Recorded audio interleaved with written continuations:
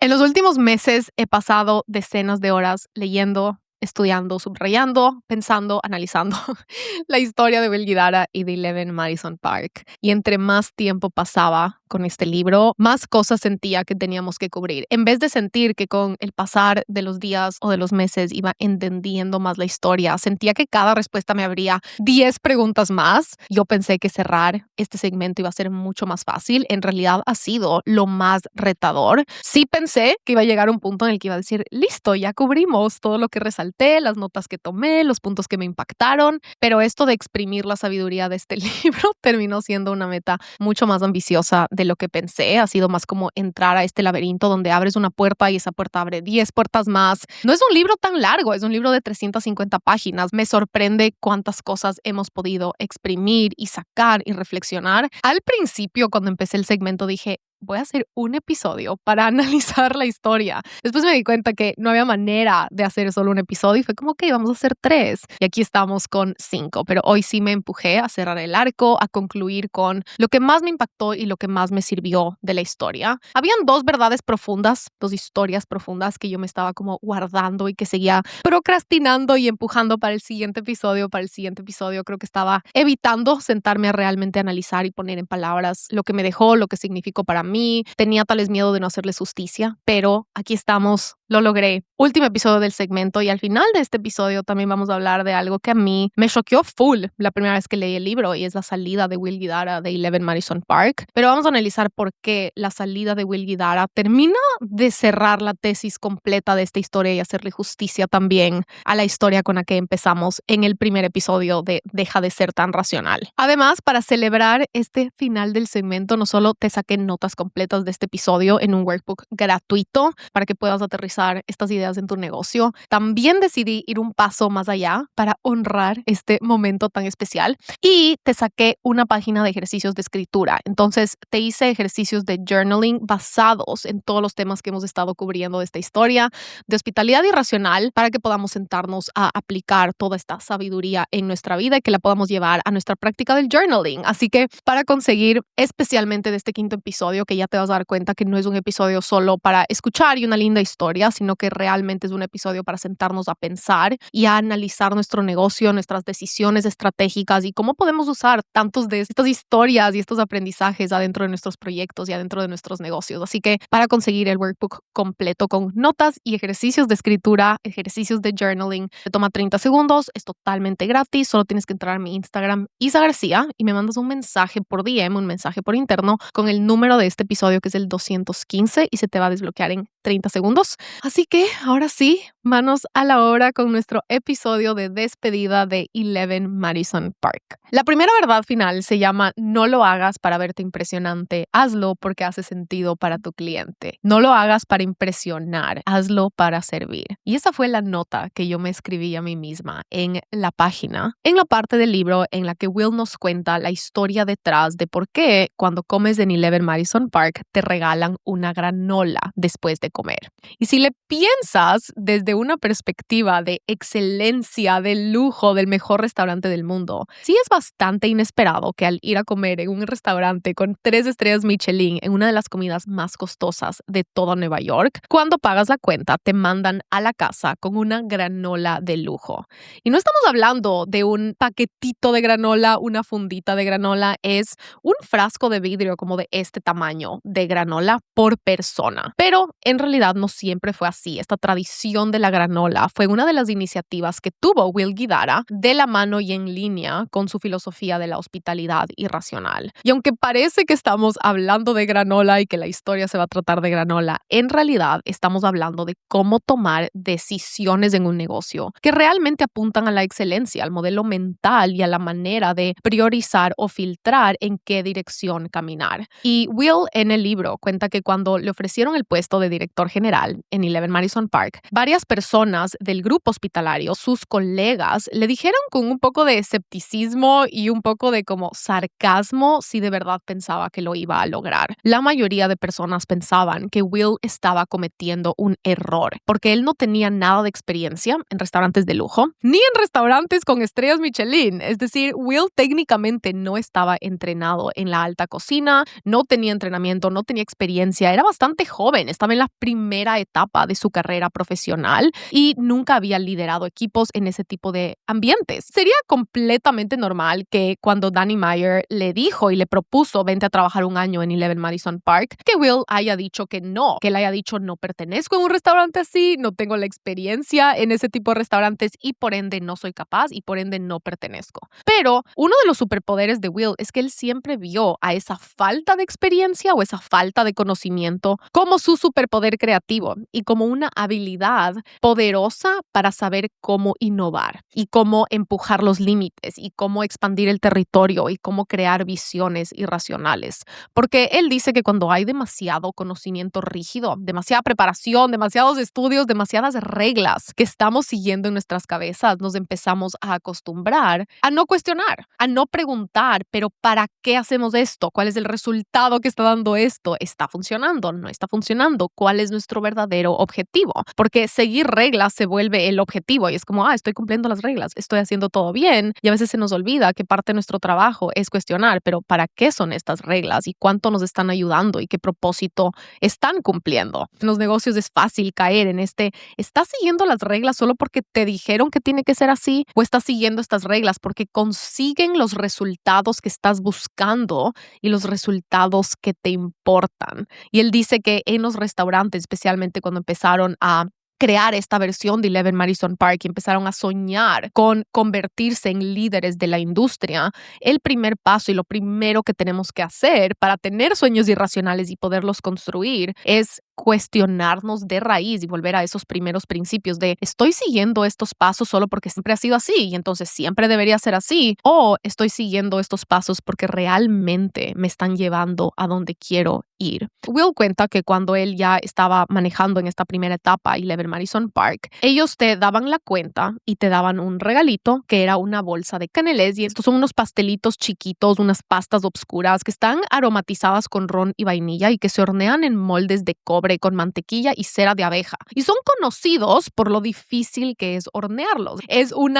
pastelito bastante sofisticado y serio y elegante. A mí personalmente me recuerda algo que yo veía de chiquita a mi abuela comer, que no se me antojaba, que no me parecía tan rico, que no me daba muchas ganas de probar. Pero, una funda de canelés sofisticados, elegantes, difíciles de hacer, sí va y está on brand con un restaurante de estrellas Michelin, un restaurante que está tratando de convertirse en el restaurante número 1, que cuando acabas de pagar cientos de dólares por cenar, te manda con esta fundita de pastelitos sofisticados, elegantes. Y ellos los regalaban en este último intento de despedida con los comensales, con los clientes, para impresionarles, para dejarles en una nota alta de mira lo que sabemos hacer, mira lo impresionantes que somos. Pero Will dice que cuando él ya empezó a revisar cada pieza del rompecabezas de la experiencia, él realmente desmenuzó todo lo que estaban haciendo en el restaurante. Cada partecita, cada ingrediente, cada elemento para decir y filtrarlo por ¿realmente está cumpliendo el objetivo que necesitamos o solo nos está distrayendo y está innecesariamente complejo? Dice que cuando él se puso a analizar el momento del regalo, el momento de la despedida, el momento de la cuenta, dijo, me parece innecesario, porque si ya en una comida de 3 horas de varios platos no impresionamos a los clientes con nuestra calidad y nuestra experiencia técnica, en realidad ya este postrecito bien complejo y elaborado no es que va a cambiar ninguna de esa percepción. Pero él dice, en el mejor de los casos, estos pasteles serían devorados en el taxi de camino a casa, pero solo por las personas que siguen teniendo apetito después de haber estado sentadas comiendo por 3 horas seguidas. Yo personalmente, después de estar sentada comiendo casi 3 horas seguidas, porque el almuerzo es un poco más corto,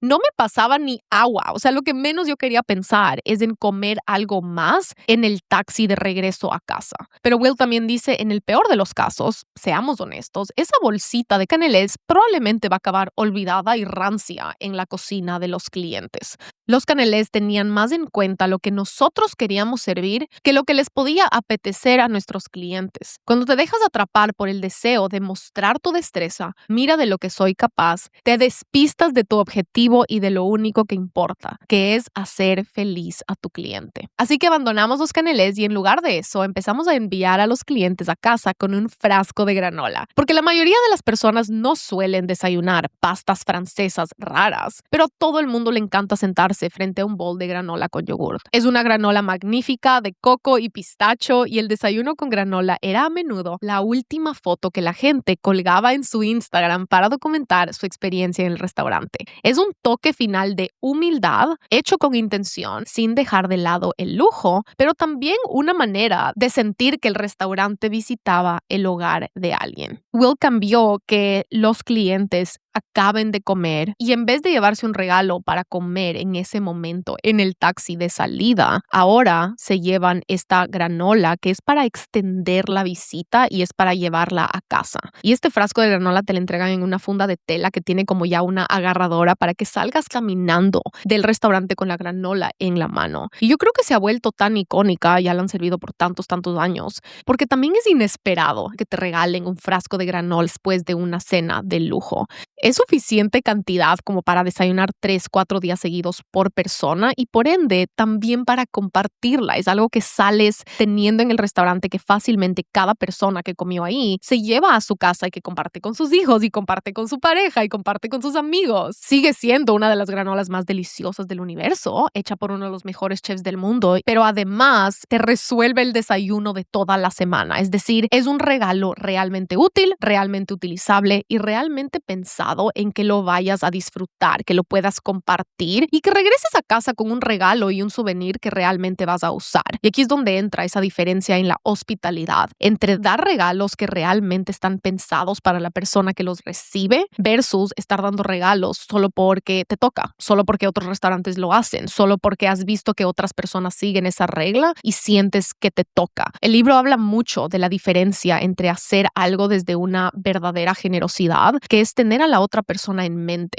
No porque algo sea costoso significa que es simbólico, no porque algo sea costoso o complejo o sofisticado significa que es valioso para la otra persona. Mientras que hospitalidad irracional es pensar tanto en la persona que tienes al frente que estás dispuesta a sacrificar tu ego o pensar que tiene que ver con el precio que cuesta o con cómo se ve por fuera para realmente priorizar lo que la persona enfrente tuyo está buscando y quiere sentir, no solo lo que se quiere llevar. Pero mi parte favorita de salir con esta granola, del símbolo y de cómo podemos aplicar esto también a nuestros negocios, es que la granola extiende la experiencia. Hace que la experiencia de 11 Madison Park venga contigo a casa. En vez de cerrar la experiencia cuando te pasan la cuenta, es como que hace que te sigas sintiendo parte de 11 Madison Park al día siguiente en tu desayuno. Para nosotros fue lindo y especial que fui con mi novio y salimos los dos con nuestros frascos de granola, pero nos estábamos quedando con unos de nuestros mejores amigos y pudimos dejarles uno de los frascos de granola de 11 Madison Park con una notita agradeciéndoles por habernos hosteado. Así que para nosotros inclusive se convirtió en un regalo que pudimos darles a nuestros amigos y compartirlo desde ese lugar. Me puedo imaginar que si tienes hijos, llevar esta granola a casa también es una manera de involucrarlos en la experiencia y de compartir con ellos y de que ellos también puedan como saborear y disfrutar un poquito de lo que tú viviste. Pero más allá de eso, este regalo corta con esa idea de que la comida de lujo es comida tan compleja y sofisticada, cuando en realidad el punto es que la cocina de ese nivel y una experiencia de ese nivel sea hacer comida deliciosa para todos, incluyendo algo tan humilde y simple como un bowl de granola extraordinario. Algo como una granola abre la conversación, abre la puerta, teje, conecta,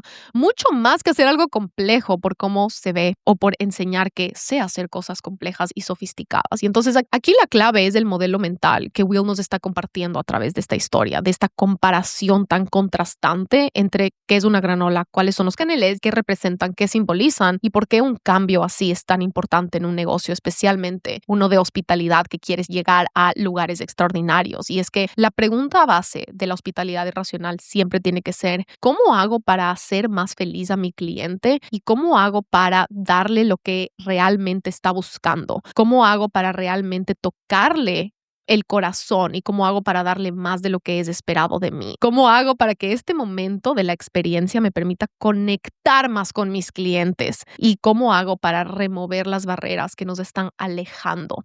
Y aquí Will nos enseña cómo remover la complejidad es una manera de crear más de esa cercanía. No solo se trata de agregar, no solo se trata de incrementar, de hacer nuevas cosas y de hacer nuevas iniciativas. En realidad, mucho de la conexión y del servicio y de la generosidad con nuestros clientes tiene que ver con lo que removemos. Remover barreras, remover máscaras y remover distancia entre lo que realmente vinimos a hacer y lo que estamos haciendo. Esta pregunta de los canelés versus la granola es una pregunta de negocios y es también una pregunta de ego versus alma, porque estos canelés representan una de las trampas más tramposas en la que es tan fácil caer con nuestros negocios. Esta trampa de empezar a hacer cosas por cómo nos vemos, por cómo se ve en Instagram, por cómo suena, por cómo nos vemos cuando contamos y hablamos de lo que hacemos, por solo querernos sentir novedosos o sofisticadas o serias o profesionales. Y es una trampa porque pone en el centro de nuestras decisiones a nuestro ego y a cómo nos vemos por fuera. Pero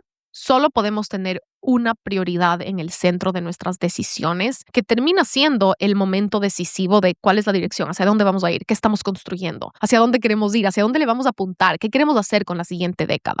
Y el momento en el que empezamos a tomar decisiones desde el ego, que es bien tramposa esta trampa, o sea, muchas veces no te das cuenta, piensas que estás haciendo las cosas bien, piensas que estás siendo seria y profesional, pero el momento que empezamos a tomar decisiones en nuestro negocio desde el ego, ya no hay lugar para lo que realmente debería estar en el centro de nuestras decisiones, que es el servicio y el impacto en la vida de nuestros clientes. La razón por la que Will entró a 11 Madison Park con esa perspectiva bien clara, con esas prioridades bien claras, con esa capacidad para filtrar como, aquí está mucho ego, aquí hay mucha distracción, aquí hay mucha distancia, es gracias a que él tenía una mente fresca y era un lienzo en blanco y no tenía demasiada experiencia en restaurantes de lujo. Y entonces, gracias a que él entró sin tanta experiencia, pudo llegar y hacer las preguntas correctas para entonces tomar decisiones alineadas con lo que estaban tratando de construir. Las preguntas correctas son entender para qué hacemos lo que hacemos y cuál es el impacto de las decisiones que estamos tomando. Las preguntas correctas en realidad son cuestionar la manera en la que las cosas siempre se han hecho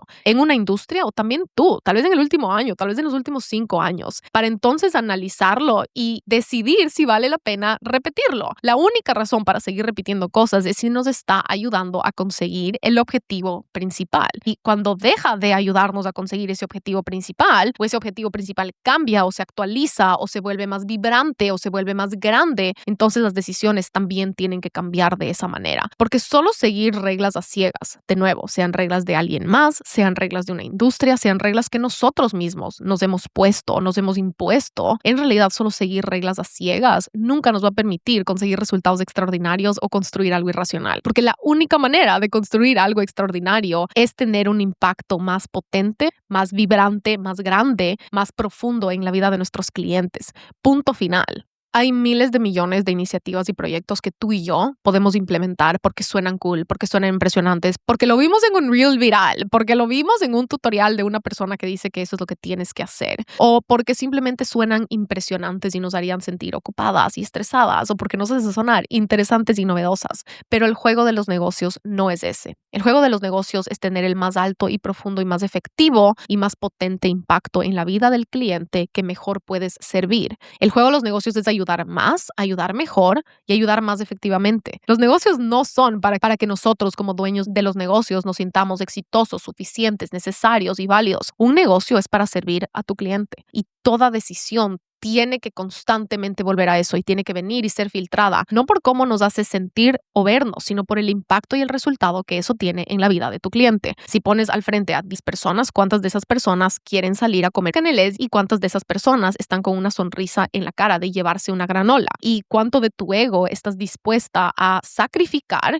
para decir que tú regalas una granola y estar orgullosa de que tus clientes son más felices gracias a esa granola versus solo hacer algo por cómo suena, por cómo se ve o por cómo te comparas tal vez con otras personas en tu industria? Cuando yo leía esta parte de la granola fue una de las cosas que más reflexioné y que más he utilizado para aplicar en mi negocio, porque creo que es demasiado fácil caer en esta trampa de perder el norte, en esta trampa de perder la verdadera prioridad, de olvidarnos para qué empezamos algo, especialmente cuando llevas haciendo algo muchos años. A veces se puede volver bien nublado. ¿Qué estás tratando de optimizar? ¿Hacia dónde estás realmente queriendo ir? Porque yo creo que como empresarias y empresarios a veces es tan fácil caer en la trampa de pasar 6 meses seguidos optimizando la iniciativa incorrecta. En este caso de 11 Madison Park, el ejemplo sería pasar 6 meses mejorando la receta de los canelés, haciendo miles de experimentos, perfeccionando el empaque, la funda de plástico, qué miel de abeja se utiliza o cuál es el aroma más perfecto del ron, sin antes acordarte de preguntar, ¿a mis clientes les gustan? Antes de invertir esos miles de dólares o esos cientos de horas para lograr el canelé perfecto y mejorar la manera en la que sirves el canelé y la manera en la que entregas el canelé y entrenar a tu equipo sobre este producto, primero hay que preguntarnos, ¿esta es una iniciativa que realmente le sirve a mi cliente o es una iniciativa que se me olvidó por qué estoy haciendo? Es fácil caer en la trampa de optimizar algo que no debería existir. Es fácil caer en la trampa de desarrollar iniciativas que no ayudan realmente a nuestros clientes y más bien solo nos alejan y nos distraen de hacer lo que vinimos a hacer. Para 11 Madison Park, la tesis, el propósito, el punto, el norte es conectar con sus clientes, es crear cercanía, es crear conexión, es crear pertenencia, es crear un poco de magia en su vida. Es hacer que los clientes cuando se sientan a comer y cuando salen de 11 Madison Park se sientan importantes, atendidos, que pertenecen a un lugar así, que salen con no solo la barriga llena, sino el corazón lleno y que se llevan un impacto en su corazón de la alta generosidad que llega a través de la comida. En palabras de Will, en cualquier profesión basada en la atención al cliente, el objetivo es conectar con las personas y el buen trato implica romper barreras, no alzarlas. En 11 Madison Park pasamos los siguientes 10 años pensando y sistematizando formas de romper esas barreras. Algunas eran complicadas, pero la primera fue sencilla. Establecer una relación real y hacer lo necesario para conectar con las personas con las que estábamos sirviendo. Eso es lo que tiene que estar en el centro de nuestras decisiones. Y la paradoja, lo irónico, es que para que eso esté en el centro de nuestras decisiones, la mayoría de veces se va a tratar de lo que tenemos que remover, de lo que tenemos que eliminar, de las iniciativas que nos están distrayendo, que nos están quitando el enfoque, de las cosas que estamos optimizando de gana, donde se están desperdiciando estos recursos y esa atención. Tener ese filtro, tener ese norte requiere de valentía y requiere de claridad de pensamiento. Requiere de poder reflexionar constantemente sobre cuál es tu verdadera prioridad, cuál es tu verdadera misión,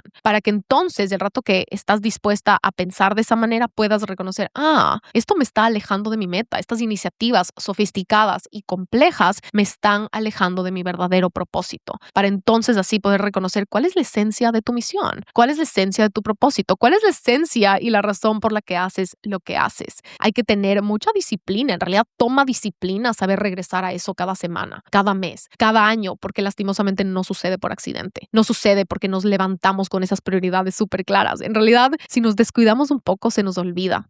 Y cuando nos descuidamos, empezamos a filtrar las cosas por cómo nos vemos o por cómo suena o cómo nos hace sentir a nosotros versus cómo le hace sentir a tu cliente, si eso le funciona más a tu cliente, si eso le sirve más a tu cliente, si eso le ayuda a lograr mejores resultados a tu cliente. Y una de las notas más importantes que yo hice mientras leía el libro dice, se convirtieron en los número 1 del mundo como efecto secundario de hacer muchas cosas bien. Ser los número 1 del mundo no es la meta, es el efecto secundario de tener las prioridades correctas y después tomar decisiones alineadas con esas prioridades correctas y después de ejecutar esas iniciativas correctas al más alto nivel. No lo hagas para verte impresionante, hazlo porque hace sentido para tu cliente. No lo hagas para verte o sentirte sofisticada, hazlo porque incrementa los resultados que consigue tu cliente. Hazlo porque te acerca a tu cliente, hazlo porque te ayuda a topar la vida de tu cliente más y mejor y de más clientes, hazlo porque ayuda a que tu cliente logre más y mejores resultados, para que tu cliente se sienta mejor, para que tu cliente se vea mejor, para que tu cliente pueda sentirse más seguro, más capaz y más poderoso, no para tú sentirte más poderosa. Me parece súper cool que podamos salir de este libro, de esta historia, inclusive llevarlo al lenguaje y a la cultura de nuestro equipo, de poder decir, esta iniciativa es un canelé y necesitamos una iniciativa que sea más como una granola. Es una manera chistosa, es una manera light, es una manera simple de representar un concepto que a veces es más complejo o pesado de explicar o pesado de interpretar y de identificar. Nuestro trabajo como dueños de negocios, como empresarias, como empresarios, es elegir la granola siempre por encima del canelé. Nuestro trabajo número 1 es el de eliminar los canelés del negocio lo antes posible para entonces poder remover estas barreras entre dónde estamos y el impacto que queremos tener. ¿Qué iniciativa has estado optimizando que son un canelé? que acaba rancio y olvidado en la cocina de tu cliente, que sigues haciendo tal vez solo porque te hace sentir sofisticada, compleja, versus qué iniciativas son estas granolas que tus clientes comparten en familia al día siguiente de trabajar contigo. ¿Cuáles son estas iniciativas que genuinamente le sacan una sonrisa a tu cliente y que les da esta energía de generosidad y te lleva a ti como marca a su corazón y a su hogar y a su vida de una manera genuina y de una manera real? Podemos pasar 5 años enteros creando el canelé perfecto sin darnos cuenta que se nos olvidó preguntar o cuestionar si a nuestros clientes les gustan, si les gustan los canelés, si los disfrutan, si quieren compartir estos canelés, cuando en realidad esos 5 años pudimos haber estado invirtiendo en incrementar la conexión con nuestros clientes. ¿Cuáles son las iniciativas que has estado optimizando solo porque piensas que tienes que optimizar y tienes que tener, cuando en realidad sí existe el error de tener las iniciativas incorrectas? Son iniciativas que estamos optimizando que nos están alejando del verdadero propósito. Son iniciativas que nos están llevando exitosamente, que nos están permitiendo avanzar, pero avanzar en la dirección incorrecta. Esta metáfora de la granola en realidad se trata de dirección de nuestro negocio y de dirección de nuestro impacto. ¿Hacia dónde realmente estás yendo? ¿Hacia dónde realmente quieres ir? ¿Cuál es la real razón por la que empezaste este negocio y este proyecto? Para que un proyecto irracionalmente excepcional, realmente extraordinario pueda ser exitoso en el mundo, tiene que tener en el centro, en el corazón y en el alma de ese proyecto el impacto que tiene en la vida de otras personas, el impacto y el servicio y los resultados que otras personas consiguen gracias a que ese proyecto o ese producto existe. Cuando ponemos esas prioridades claras, hacer negocios es completamente diferente. Una gran parte del liderazgo y de la planificación estratégica de nuestros negocios tiene que ver con saber regresar a la verdadera esencia de servir, a la verdadera esencia de a quién estás tratando de ayudar y qué cosas realmente te están acercando a poder ayudar a esas personas, a poder tocar esas vidas, y cuáles son estas iniciativas que tal vez por fuera superficialmente suenan productivas, pero que en realidad son una pérdida de recursos porque te están alejando de ayudar más y mejor a tu cliente. Y entonces, por más duro que sea para el ego aceptar que hemos cometido el error de tener iniciativas que son un desperdicio de recursos, que en realidad nos están guiando exitosamente en la dirección incorrecta, hay que saber conectarnos con el alma del proyecto, con el alma del servicio, con el alma de la generosidad,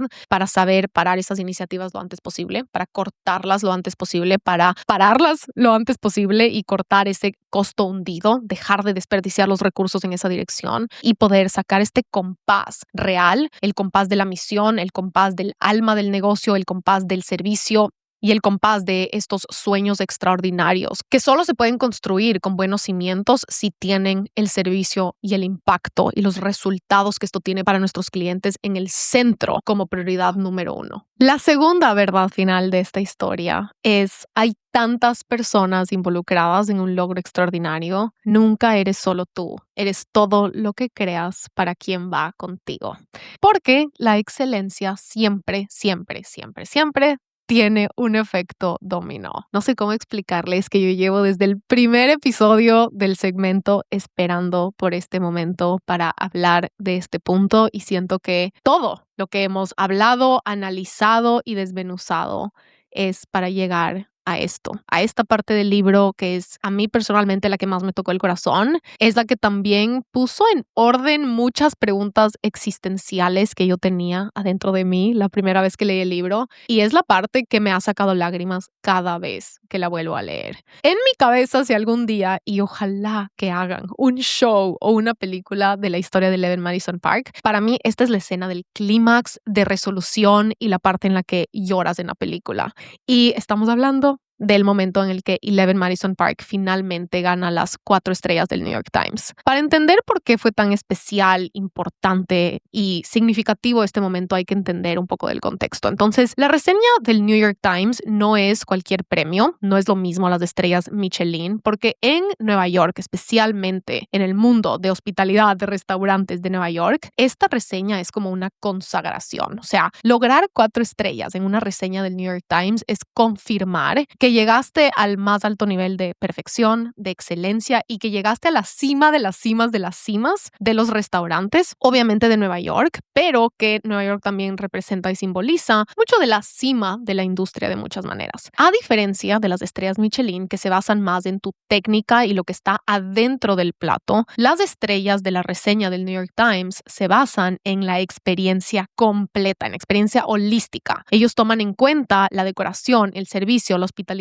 el ambiente y obvio también la comida. Mientras que las estrellas Michelin se basan mucho más en lo que está adentro del plato. Para 11 Madison Park, la reseña del New York Times y para todos los restaurantes de Nueva York, especialmente de ese estatus. Estas reseñas del crítico del New York Times podía definir si el restaurante fracasa y se va a la quiebra o si se vuelve uno de los restaurantes más importantes de la industria y logran ser exitosos. Entonces, esta reseña del New York Times es como de vida o muerte para 11 Madison Park y normalmente es un proceso que solo toma un par de semanas. Que de por sí un par de semanas es un montón de tiempo para tener el corazón en la mano a la espera de que se defina tu futuro, ¿no? Normalmente, el proceso de la reseña del New York Times se trata de que viene el crítico por primera vez y vuelve un par de veces a probar el restaurante en diferentes momentos del día a lo largo de un par de semanas y luego recibes una llamada del periódico del New York Times diciéndote que necesitan mandar un fotógrafo para sacar fotos para publicar la reseña. Y entonces cuando recibes esta llamada del periódico para programar las fotos es porque sabes que ya se acabó el proceso y que estás a punto de enterarte cuál fue el resultado. Pero para 11 Madison Park, cuando estaban tratando, ya tenían 3 estrellas, volvió el crítico después de trabajar súper duro unos años y ellos querían lograr esas 4 estrellas. El proceso no fue 2 semanas, fue más de un año. No fueron semanas de espera, fueron meses y meses y meses y meses de incertidumbre, de estar con el corazón en la mano esperando este resultado que es de vida o muerte literalmente. Es tanta la presión que durante estas supuestas 2 semanas, un restaurante se prepara para que nadie se tome vacaciones, para que todos los líderes de todos los equipos estén adentro del restaurante todos los días solo por si acaso llegue el crítico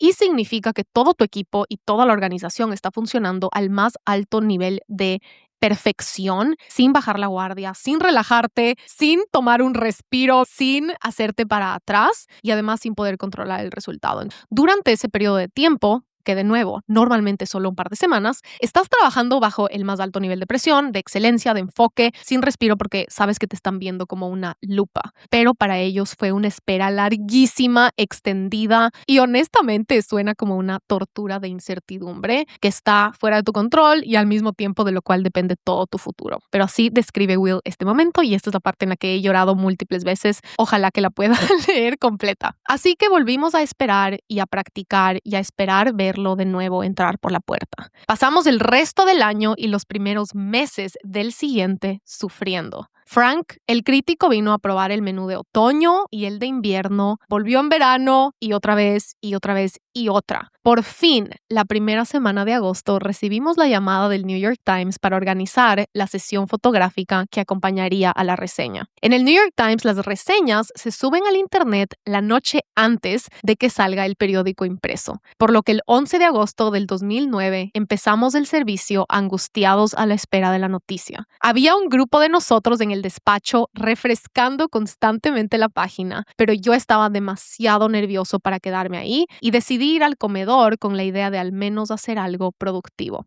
Estaba aliñando con aceite de oliva un entrante de ñoqui con alcachofas al lado de una mesa, cuando uno de nuestros clientes habituales vio la reseña en su teléfono. Se levantó de la silla, alzó los brazos y gritó: ¡4 estrellas! Todo el comedor se puso a aplaudir. Yo corrí al despacho, Daniel y la mayoría del equipo ya lo celebraban alrededor de la computadora, leyendo la reseña con una sonrisa de oreja a oreja. El titular decía: un osado ascenso a la cima. Frank Bruni había escrito una crónica de cómo habíamos pasado de 2 a 3 y a finalmente 4 estrellas. Decía que se había ido enamorando poco a poco, no de golpe. Lo habíamos logrado, teníamos 4 estrellas. Y lo habíamos logrado centrándonos en la excelencia, pero sobre todo en la hospitalidad. Lo habíamos logrado siendo nosotros mismos. Danny Meyer, que en ese punto sigue siendo el dueño de 11 Madison Park y su jefe, llegó muy poco después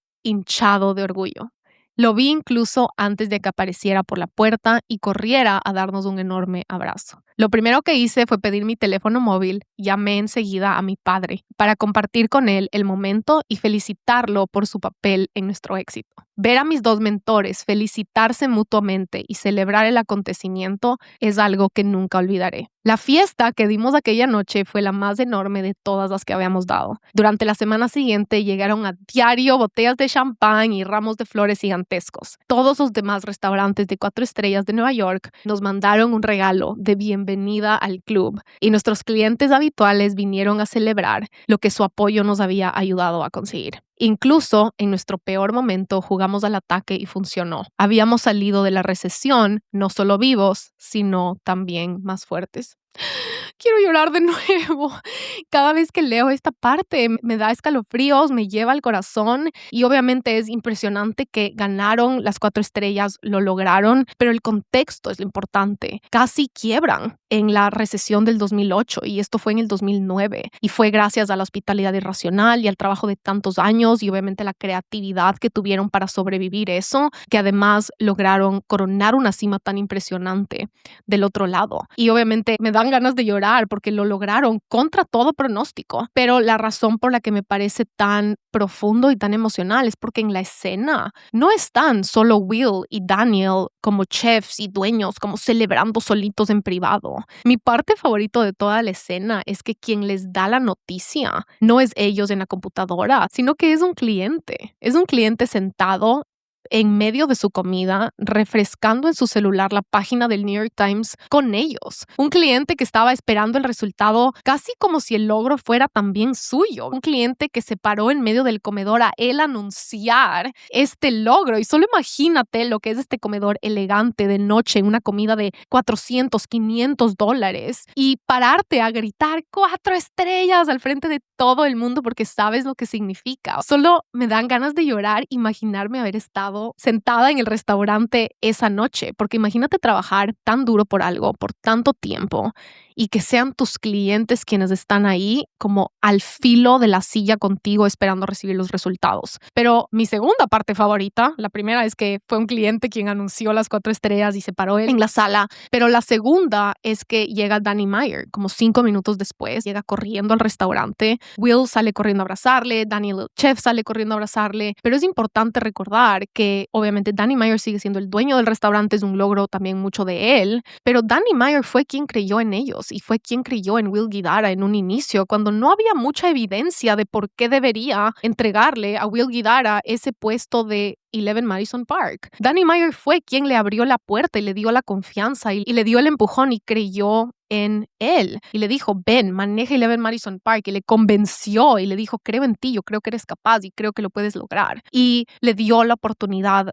de estar en esa posición a través de su fe y su convicción de creer en Will. Este libro no existiera sin obviamente toda esa trayectoria, pero el efecto dominó comienza cuando Danny Meyer confía en Will Guidara y le da ese puesto. Y después Will llama a su papá, que en el libro podemos ver claramente que su papá fue una de las figuras más importantes de la historia, fue uno de los mentores más importantes porque fue esta guía, este consejero, este pilar al cual Will siempre regresaba para tomar las decisiones difíciles, que a lo largo de esa historia hubieron un montón de decisiones súper difíciles. Pero su papá es el efecto dominó inicial, porque su papá es quien le introduce a Will a la hospitalidad, porque él trabajó también en restaurantes toda la vida. Y si bien su papá no llegó ni a los talones de este nivel de éxito y reconocimiento e innovación que logró Will, es hermoso ver que toda la carrera profesional que tuvo el papá fue como abrir la puerta y empezar el efecto dominó para que entonces Will tenga esta marea, este camino para él seguir adelante y lograr lo que él logró. Pero también su papá fue clave porque fue la persona que le formó y le aconsejó y le guió a Will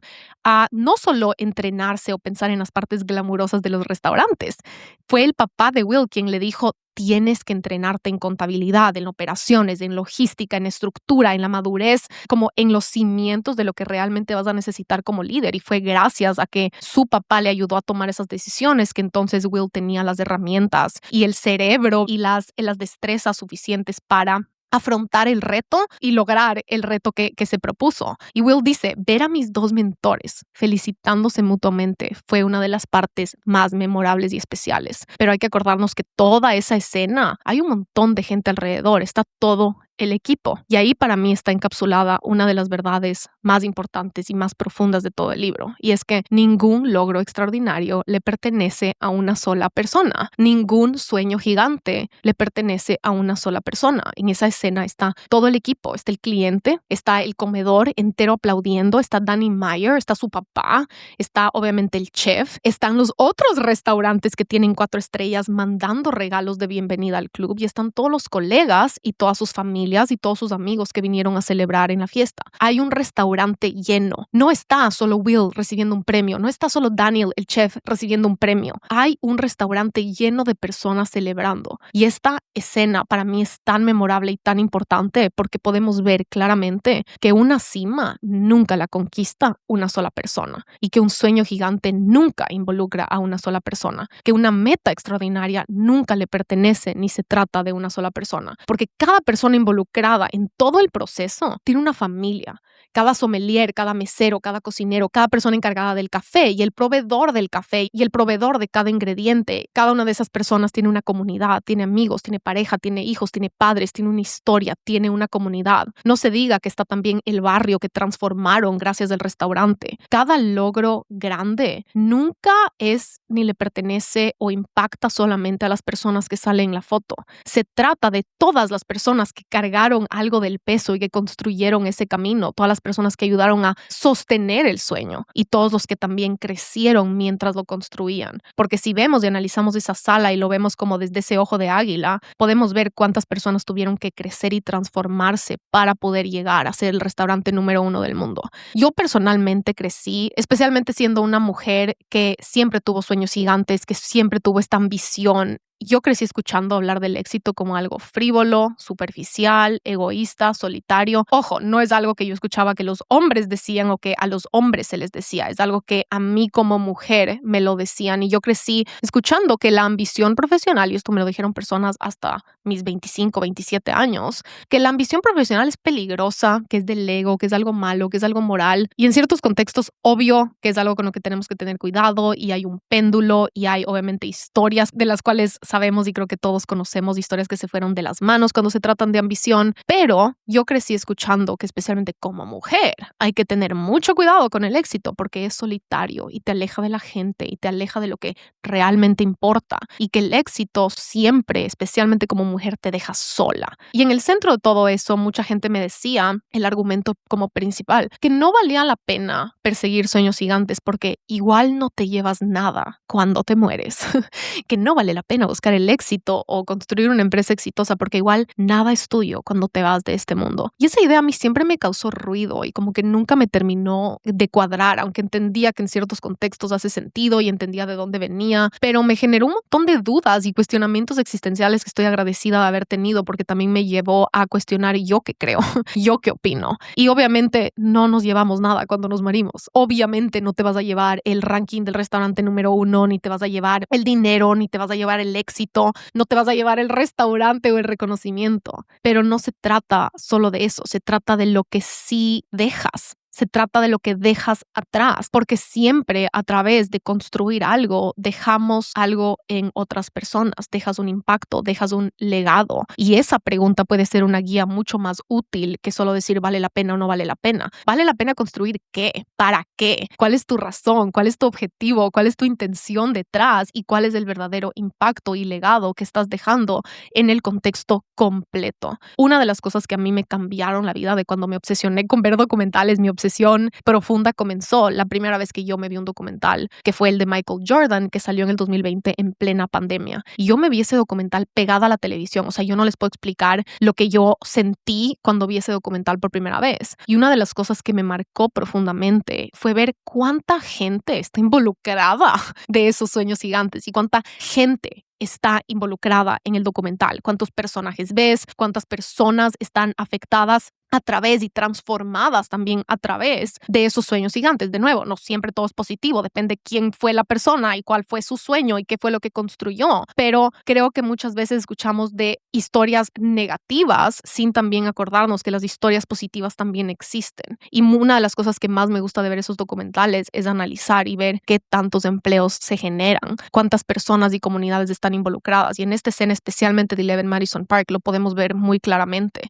que una persona con el corazón en el lugar correcto construye algo realmente extraordinario y no lo hicieron solos, no ganaron solos, no se beneficiaron solos. Y ese impacto, ese logro nunca se queda solo en esa persona que ganó la medalla. Se expande, se convierte en empleo, se puede convertir en formación, se puede convertir en nuevos estándares, se puede convertir en nueva cultura, se puede convertir en cambios en el barrio, en la ciudad, se puede convertir en posibilidad para otros y se convierte en transformación para todos los involucrados en la historia, en realmente conseguirlo. Y la nota que yo escribí en la página del libro cuando leí esa parte fue, wow, la excelencia tiene un impacto sistémico. La excelencia tiene un impacto sistémico y un efecto dominó tanto más allá de la persona que busca y logra esa excelencia. Y esa frase para mí tuvo un impacto súper profundo, porque entonces la pregunta ya no es solo yo qué quiero lograr. La pregunta real es, ¿qué quieres dejar atrás? ¿Qué quieres haber creado? ¿Qué impacto quieres haber multiplicado? Porque claro, Will no se lleva sus 4 estrellas cuando se muere. Es más, se fue de 11 Madison Park y eso va a ser lo último de lo que vamos a hablar. No se va a llevar el título, no se va a llevar el restaurante, no se va a llevar los aplausos, pero mira lo que esa meta dejó. Mira lo que ese sueño que escribieron en una servilleta arrugada cuando estaban decepcionados de haber quedado últimos en un premio, de haberse sentido humillados, de haberse sentido unos fracasados. Salieron de ahí y se pusieron una meta irracionalmente grande, una meta irracionalmente extraordinaria y mira todo lo que crearon y lo que lograron a través de todo eso. Esa misma recesión de la que habla Will justo cuando ganan ese premio, él logró sobrevivir la recesión. No solo no quebraron el restaurante de manera súper creativa, aunque fue una época súper dura, no despidieron a nadie. Sostuvieron cada empleo a lo largo de una de las recesiones más graves, especialmente para restaurantes de lujo en Nueva York, ¿verdad? Podemos ver lo que este sueño irracional dejó. Dejó transformación en su equipo, dejó un nuevo estándar en restaurantes en todo el mundo y en Nueva York, dejó una marca en la industria y dejó una historia que ahorita, tantos años, 15 años después, estamos tú y yo aquí aprendiendo, pensando, reflexionando, estudiando, sintiendo. Y eso no se puede medir en una hoja de Excel. Y para mí, una de las frases más importantes del libro es cuando Will dice, yo quería ser el número 1, pero lo que deseaba no era el premio en sí, sino formar parte del equipo capaz de marcar esa diferencia. Y eso cambia también por completo el significado del sueño, porque entonces ya no se trata solo de ¿será que yo puedo? ¿Será que yo soy capaz? ¿Será que yo me lo merezco? ¿Será que yo voy a ganar? Se trata de algo más grande. ¿Con quién quieres construir algo así? ¿Qué tipo de equipo quieres formar? ¿Qué efecto dominó quieres dejar en otras personas? ¿Qué clase de transformación quieres provocar a través y gracias a que vas a subir esa montaña? También cambia por completo lo que significa ser el número 1 del mundo. Y Will lo dice muy directo y muy al grano en un quote que dice, en cierto sentido es ridículo afirmar que un restaurante es el mejor del mundo, pero ese premio lo que hace es reconocer al restaurante que más está influyendo en una industria en un momento dado. Es quien está cambiando el contexto y marcando un nuevo rumbo para todos los demás. Por ende, Will nos está diciendo, ser el número 1 del mundo no es sobre ganarle solo a otros, que obviamente es una competencia, ¿no? De eso se trata. No es sobre aplastar a otros, no es sobre sentirte más importante de los demás. Ser el número 1 del mundo es asumir la responsabilidad de marcar el rumbo, de liderar un nuevo camino y de tomar los riesgos y de asumir la presión y de comprarte el sueño completo con lo que eso conlleva. Es de elevar el estándar, es demostrar lo que es posible y es mover a toda una industria porque tú estás decidiendo sostener un nivel que antes parecía irracional, imposible y extraordinario. Para mí, la verdadera tesis de esta historia no es solo la excelencia o la comida o la hospitalidad. Es una historia sobre impacto, sobre legado y sobre el efecto dominó que solo sucede gracias a que una persona se da el permiso de imaginar ese mundo irracional que aún no existe, para conectarlo con el primer episodio del segmento. La excelencia real, la grandeza real, nunca termina solo en la persona que persiguió la meta o que subió la montaña, sino que se multiplica en todos los que toca, porque para lograr ese sueño extraordinario hay tanto que se tiene que transformar, hay tanto que tiene que cambiar, sean mentalidades, sean historias, sean maneras de hacer las cosas, sean cosas que se tienen que inventar, sean cosas que se tienen que dejar de hacer. Hay tanto que tiene que cambiar para lograr esa excelencia y esos cambios son un vehículo de transformación profundo.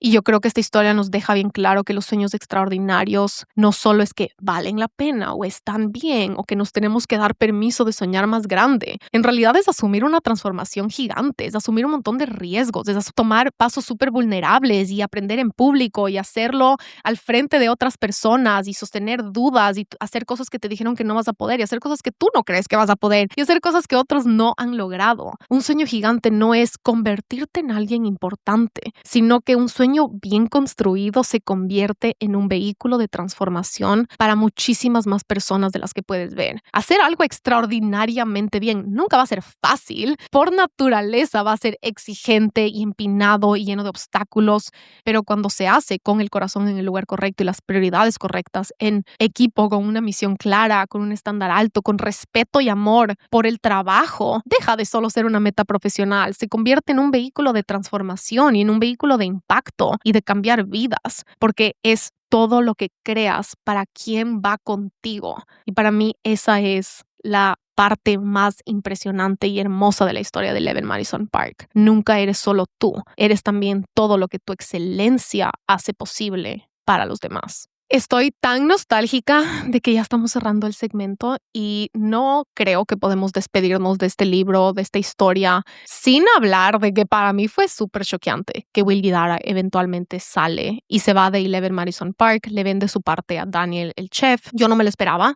Yo pensé que iba a ser la típica historia de negocios donde llegan a la cima, conquistan el mundo y él se queda ahí para siempre y se acabó. Pero no, después de todo lo que construyeron, después de todas esas cimas, después de revolucionar la industria y de convertirse en estos referentes, Will y Daniel empiezan a cambiar, empiezan a crecer en direcciones distintas y llega un momento en el que Will dice algo fuerte, dice, fue como un desenamoramiento. Un día se dieron cuenta de que ya no compartían los mismos intereses o las mismas prioridades o la misma manera de ver el mundo y tuvieron que enfrentar y se dieron cuenta de que su sociedad ya había cumplido su propósito y de que era hora de separarse, de que el ciclo se cumplió y de que esa gran alianza logró exactamente lo que tenía que lograr y llegó a su fin.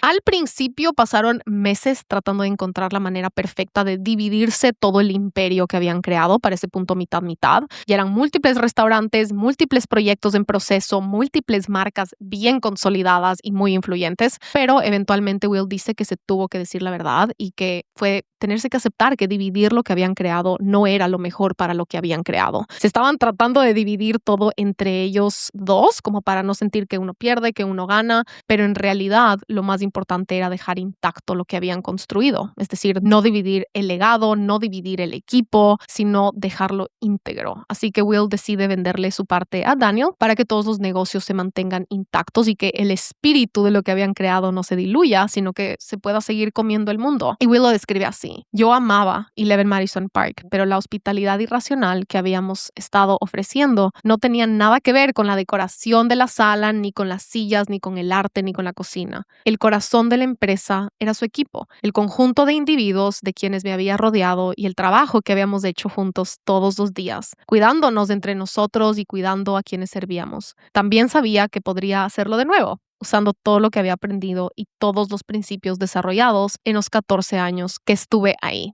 El corazón era su equipo. Yo resalté esa parte con 3 post-its, 3 resaltadores. El corazón del proyecto era el conjunto de las personas con quienes había trabajado durante años, la cultura que habían creado juntos, la manera de cuidarse entre ellos y de cuidar a quienes servían. Yo creo que Will entendió y pudo ver y pudo tener esa alma, el criterio, la madurez para poder notar que lo que habían construido era demasiado importante como para romperlo, como para dividirlo. Pero sí es bien admirable que lo pudo ver con claridad que también él, como Will Guidara, no era Eleven Madison Park, que él había ayudado a construir Eleven Madison Park y los otros restaurantes y las otras marcas, que le había entregado 14 años de su vida, sí, pero que él no era eso. Esa no es su identidad, que él no es el restaurante. Él pudo ver y nos deja la lección bien clara que al irse, él se llevaba todos los aprendizajes, que él podía elegir volverlo a hacer. Y este es el último gran recordatorio de alma por encima del ego. El ego es el que se sobreidentifica con nuestros proyectos, ¿verdad? Con nuestras marcas, con un producto, con cierto éxito, con un cierto lugar, pero el alma puede ver la perspectiva más grande, más amplia, más leal a nuestro futuro, de que en realidad lo que nos llevamos y lo que ganamos de conquistar estos sueños es lo que verdaderamente nos define es en quién nos convertimos mientras construíamos eso.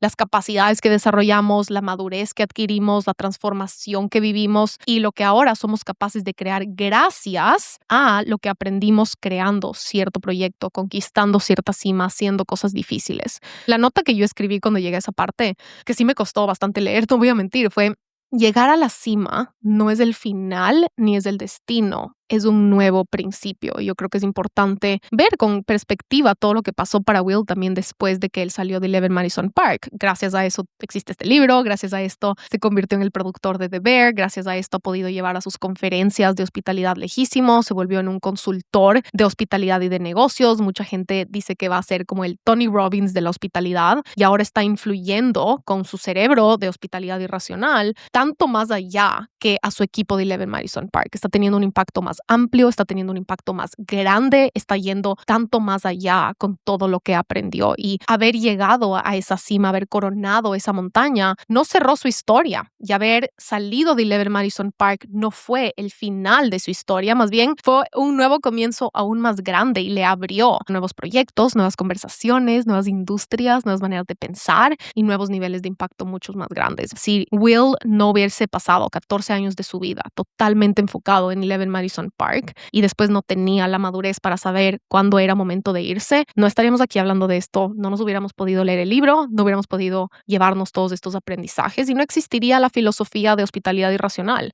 No existiera tampoco la versión de Will que hoy puede llevar todas estas ideas tanto más lejos que solo en ese un restaurante. Y eso también a mí me parece hermoso porque podemos ver claramente que coronar una cima nos abre nuevas cimas. Cumplir una meta y construir un sueño nos abre nuevos horizontes. Nos recuerda que el punto nunca es solo ganar, nunca es solo llegar, nunca es solo convertirnos en el número uno, sino en quién nos convertimos para sostener eso, para crear eso y también para entonces poder reconocer los nuevos sueños que se abren y que nos llaman cuando cumplimos esos primeros sueños, cuando superamos esos obstáculos y las cosas que se multiplican del otro lado y de también las cosas que se abren cuando sabemos cerrar con gracia, porque crecer y nuestra expansión y nuestro crecimiento también tiene que ver con saber cuándo hay que soltar y saber cuándo es importante no aferrarnos a una versión vieja de nuestra vida solo porque esa versión vieja alguna vez fue un sueño. Eleven Madison Park alguna vez fue este sueño locamente extraordinario para Will y él estuvo dispuesto a soltarlo porque ahora era hora de soñar nuevos sueños.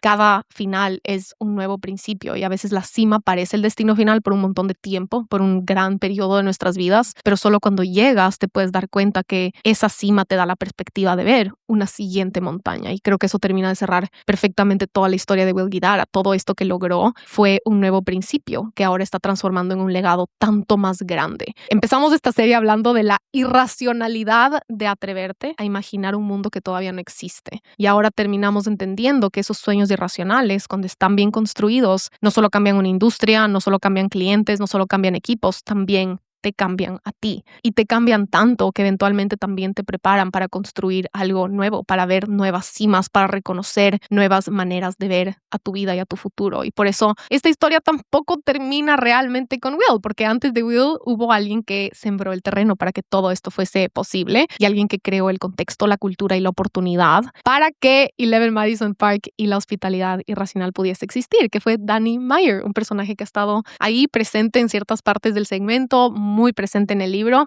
Así que esta serie hoy se termina y nos despedimos del libro de Hospitalidad Irracional, pero ahora vamos a hacer algo interesante y es que nos vamos ahora a abrir a un nuevo segmento donde vamos a hablar sobre el hombre que ayudó a crear el terreno y quien empezó el efecto dominó para que todo esto pueda existir. Porque para entender de verdad a Will Guidara y Eleven Madison Park, primero hay que también entender a Danny Meyer. Así que hoy cerramos este segmento, pero dejamos la semilla del siguiente segmento que será sobre Danny Meyer y su libro que se llama Setting the Table. Lastimosamente no lo he encontrado en español, pero yo me voy a encargar de hacer un segmento y vamos a exprimir de nuevo toda la sabiduría de ese libro y ver qué nos depara. Así que el siguiente segmento será sobre la persona que contrató y creyó en Will Guidara y todo el impacto que él primero tuvo que crear y los obstáculos que él tuvo que superar para que esta historia entonces pueda existir más adelante. Con eso nos despedimos.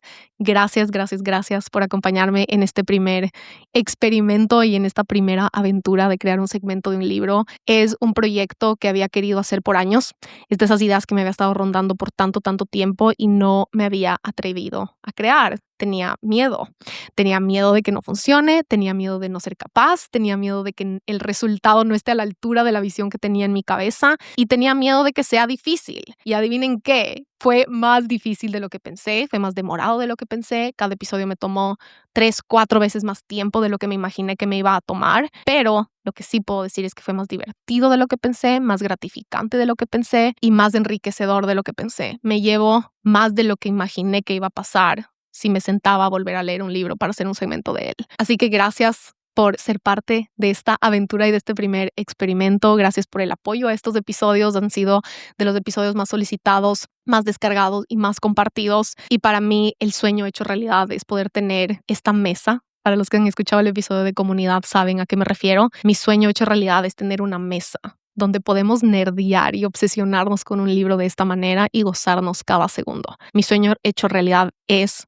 poder pasar este tiempo contigo hablando de estas cosas y exprimiendo cada gota de sabiduría de este libro, de nuestras experiencias, de nuestras historias. Así que gracias por ser parte de este primer segmento de un libro. Gracias por ser parte de este segmento de Hospitalidad Racional. Obviamente gracias energéticas a Will Guidara. Vamos a decretar que algún día le vamos a poder conocer, le vamos a poder dar un abrazo. O sea, solo imagínense lo que sería poderle entrevistar. Solo imagínense por un minuto lo que sería algún día tenerle a Will Guidara en este podcast. Vamos a sembrar esa semilla. Vamos a abrir esa puerta porque solo me da escalofríos de imaginarme, pero no se olviden de descargar el workbook. Les dejé notas de este episodio y con eso nos vemos en el siguiente episodio de Mi Mejor Versión Podcast. Les quiero mucho y que tengan una excelente mañana, tarde o noche de parte de mí y de todo el equipo de Isa García Corp.